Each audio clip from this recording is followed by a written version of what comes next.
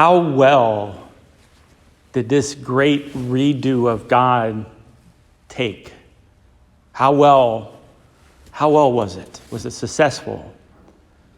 So we had Adam and Eve, then we have the fall. Sin enters the world, Cain kills Abel, and we ended with this just kind of corruption of the whole human race. God recreates with this one righteous person by the name of Noah and his family. The floods came, the floods receded.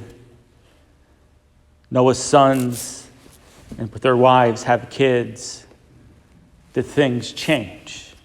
As I said, kind of hinted at yesterday, no, they really didn't. And so we're at the conclusion, really, of the story of Noah, even though Noah is not even mentioned in this text, the famous Tower of Babel. Genesis gives us and begins that the whole world speaks the same language, using the same words. Then the people decide, let's make a name for ourselves. That's going to be very interesting. We're not going to get the text in this cycle. Like I said, we're going to head into the season of Lent next week. But immediately when God calls Abraham, what's one of the first things he tells Abraham? He says, I'm going to make your name great. It's God who makes the names great. But here, much like Adam and Eve, who reached for the fruit of the knowledge of good and evil, a fruit that they weren't supposed to grab, but only could receive from God. And so now we have the people kind of mimicking the sin, believe it or not, of Adam and Eve, that they build a tower, try to make their name great, but just trying to reach the heavens, to try to insert themselves back into paradise.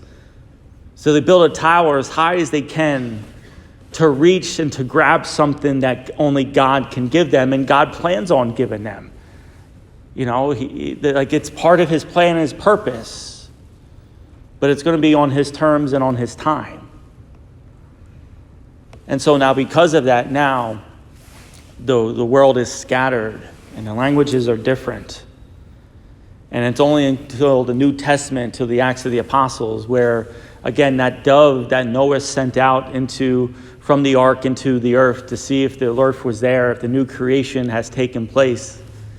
So too now a dove will come back down again at Pentecost. And now once again the people will speak the same languages again. That gift of God. But notice that it's the action of God that's unifying the human race. And it's the actions of God that's inserting the human race, us, into his kingdom again.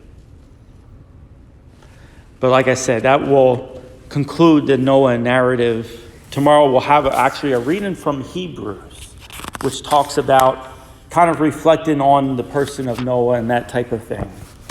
But now as we get ready for the season of Lent, we, again, just reflect on this recreation that God will give us again. Lent leads to Easter. Easter is what? Baptism. New life, new creation. It's also a time for us to renew our commitment to the Lord.